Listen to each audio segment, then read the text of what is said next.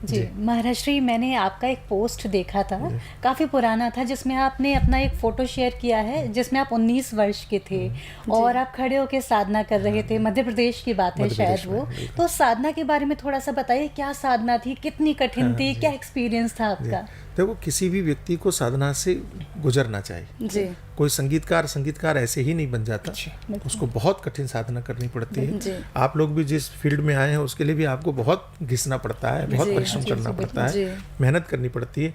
लोग केवल सफलता वाले चित्र को देखते हैं, सही बात, उसके पीछे के संघर्ष दिखाई नहीं पड़ते। तो जो हम लोगों को भी लोग ऐसा मान लेते हैं कि भाई बड़ी गाड़ी में घूम रहे हैं, बड़े ऐशो आराम से रह रहे हैं, कि बहुत ज़्यादा प्रसिद्धि प्राप्त कर ली है, लेकिन उसके पीछे का जो संघर्ष है वो लोगों को पता नहीं चलता। उसके पीछे की साधना लोगों को दिखाई नहीं पड़ती।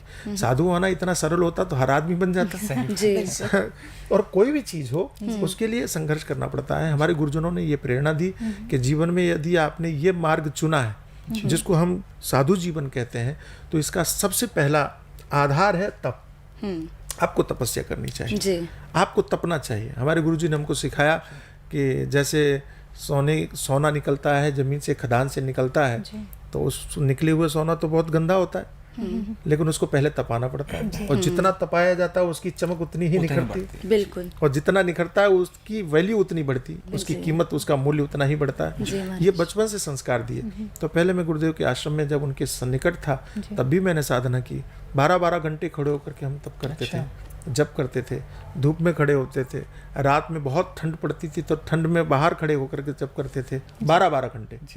उसके बाद में जिसकी चर्चा आपने की, मध्य प्रदेश में एक स्थान है विजयपुर, अभी भी वहाँ जाता हूँ, वहाँ बहुत सारे लोग जुड़े हुए हैं।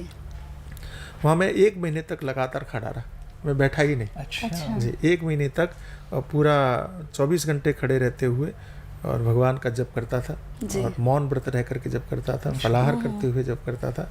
1 महीने की वो साधना थी।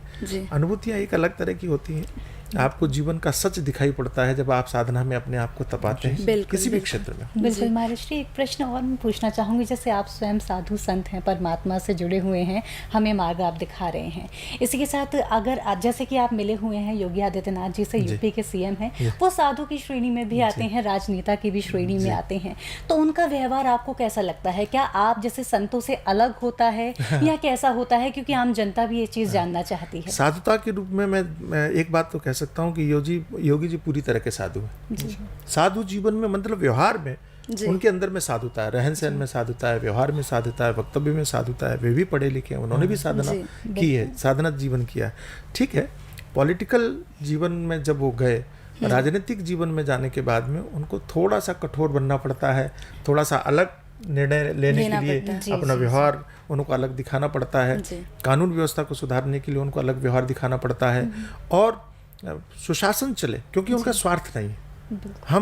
मैं बहुत अलग तरह की बात करता हूँ। किसी का समर्थक होना, किसी का विरोधी होना एक अलग चीज़ है, लेकिन वर्तमान राजनीति में जिस चीज़ की सबसे बड़ी आवश्यकता है, उसमें एक चीज़ सबसे बड़ी आवश्यक है कि स्वार्थ रहित राजनीति होनी चाहिए। बिल्कुल। आप राजनीति क्यों कर रहे हैं?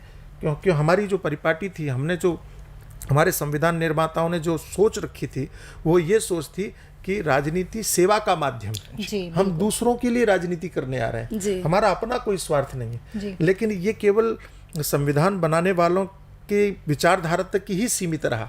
उसके बाद में केवल और केवल स्वार्थ की राजनीति होगी। हम कितना लाभ कमा सकते हैं राजनीति के माध्यम से, हमने वैसी राजनीति की। हमें ऐसे लोगों की आवश्यकता राजनीति में अधिक है जिन्होंने अपने आप को, कि अपने परिवारों को राजनीति का लाभ लेने के लिए राजनीति नहीं की, केवल समाज और देश को बचाने के लिए राजनीति की। योगी आदित्यनाथ उसमें से एक महत्वपूर्ण नाम है। उनके पास में संपत्ति के नाम पर मठ की बहुत बड़ी विशाल संपदा थी, बहुत बड़ी विरासत थी।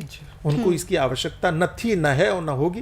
अगर उनको धन आदि की आवश्यकता होती तो उनकी जरूरत ही नहीं थी। तो ऐसी स्थिति में उन्होंने राजनीति यदि की और वो यहाँ आए तो देश और समाज के लिए आए और उन्होंने काम करके दिखाया। बिल्कुल, और वो बखूबी कर भी रहे हैं। बिल्कुल कर रहे हैं, निर्विवाद रूप से। और जहाँ तक उनके व्यवहार की बात है, मैं आपको बताऊं, हम लोगों को मिलने के लिए एक बार जाना था, जब उनका 2य बार शपथ ग्रहण समारोह हुआ। हम लोग अयोध्या में थे किसी कार्यक्रम में, तो हमने सोचा इतने निकट आए तो उनसे मिल लेते हैं। तो उनको सूचना दी गई तो उन्होंने अनुमति भी दे दी अगले दिन ही कि हाँ कल आ जाइए। बहुत व्यस्त थे वो। जी जी तो 2 बातें उनके लिए महत्वपूर्ण है। ये सार्वजनिक तौर पे कहने में थोड़ा अटपटी लगती है जी लेकिन जी व्यक्तित्व कैसा है ये इससे पता चलता है कि उनके मन में अपने जो जिस वेशभूषा में वे हैं जी उसको वो कितना महत्व देते हैं ये इससे पता चलता है। उनको एक मीटिंग थी, किसी कोई ग्रुप आया हुआ था, कोई औद्योगिक था कि विदेश का कोई था, मुझे नहीं मालूम है। तो उनके लिए मीटिंग का समय था, तो उन्होंने कहा कि नहीं, हम पहले संतों से मिलेंगे और हम उनसे बाद में मिलेंगे। जी तो पूछा क्यों? तो उन्होंने कहा कि देखो उन लोगों से मिलेंगे तो मीटिंग कितनी लंबी चलेगी हमें पता नहीं। हमारे महात्माओं को प्रतीक्षा करनी पड़े, हमें ये मंजूर नहीं है। पहले हम संतों से मिल लेंगे, बाद में फिर हम उनसे मिल लेंगे। हम लोग जब गए तो उन्होंने अपने अधिकारियों को कह दिया कि ये हमारा परिवार आ रहा है और इनके लिए कोई प्रोटोकॉल नहीं होना चाहिए, इनको सीधे आने दीजिए। तो बहुत सारी चीज़ें ऐसी छोटी छोटी बातें थी, इसका दुरुपयोग नहीं होना चाहिए, ये भी हम चाहते हैं क्योंकि सुरक्षा बहुत आवश्यक है। लेकिन उन्होंने जो अपनत्व और अपनापन दिखाया ये देख करके बहुत अच्छा लगा। और जब वो बैठते हैं हम लोगों के साथ में, आप आश्चर्य करेंगे, वो राजनीति की बात नहीं करते। अच्छा जी वो बहुत हल्के फुल्के माहौल में हम लोगों से, चाहे धर्म के विषय में, देश के विषय में, समाज के विषय में, अथवा जी राजनीतिक या सरकार से देश और समाज के लिए हित में क्या हो सकता है, अगर कोई सुझाव है तो आप दीजिए, इस तरह की बातें